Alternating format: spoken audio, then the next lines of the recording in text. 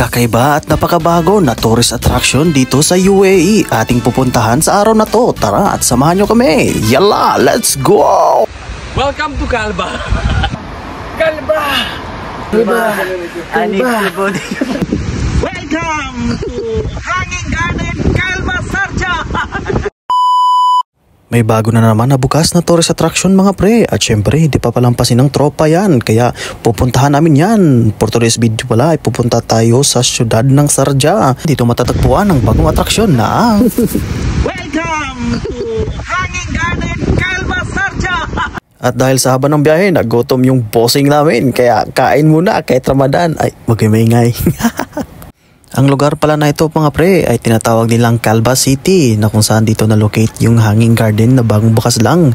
At ang lugar na to ay napakalayo sa Dubai, mahigit 2 oras na biyahe nito mga pre. Kaya kung pupunta kayo dito, dapat may sasakyan kayo kasi sa pagkakaalam ko, walang bus na papunta dito. Kaya kung may kakilala kayong mga car lift dyan o mga kakaibigan yung mga may sasakyan, pwede kayo dito bago matapos ang winter mga pre. Oh, Calba! Oh, Calba. Calba, oh. Tangin na. Hindi lang mangitin mo ka. Baka mga Calba. Oh, ito Sa lawak ng lugar na to, meron lang naman itong 1.6 million square feet. At may taas ng laman ito na 281 meters. Tinagurian itong tirahan ng 100,000 na mga klase ng puno. Kaya sobrang ganda dito mga pre. At syempre, yung washroom nila dito ay napaka-komportable kasi pagpasok mo sa loob, merong aircon mga pre.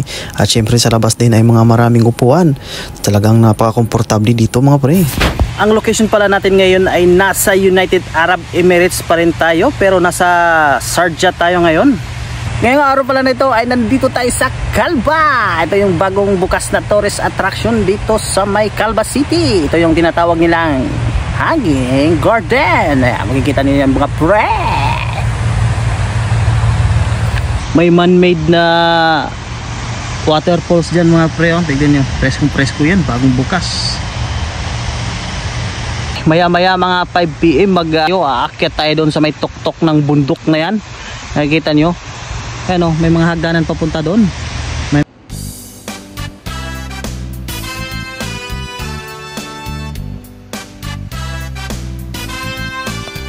train pala dito. Restaurant, mountain truck.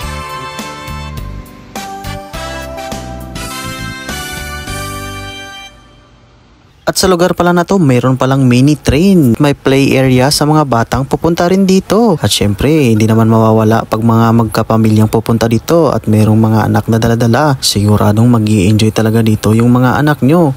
At napakaganda ng garden dito sa baba. At syempre, kung napapagod ka na, pwede ka ring sumakay doon sa maliit na sasakyan na yun.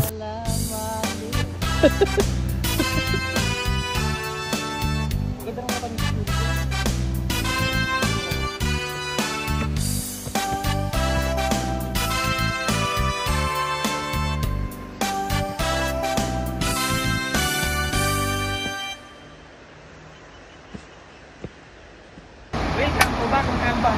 Calba! Nag-video na si Dudong. Arigatou gozaimasu. Welcome to Calba! Oh, Calba! Kumusta ang Calba experience? Hindi pongol. Calba. Oh, Calba. Calba.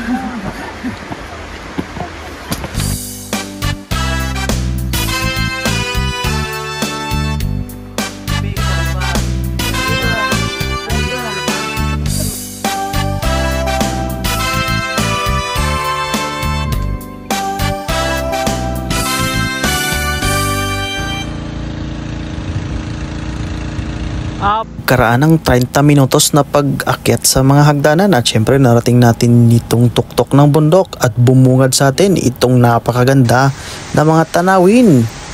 Sa mga makakapanood ng video na to, puntahan nyo na to ang lugar na to mga pre habang bukas pa at libre yung entrance fee. Kasi base sa napagtanungan namin, itong lugar na to ay isasara pagkatapos ng Ramadan mga pre. Kaya humabol ka na habang hindi pa to sara at libre pa yung entrance fee.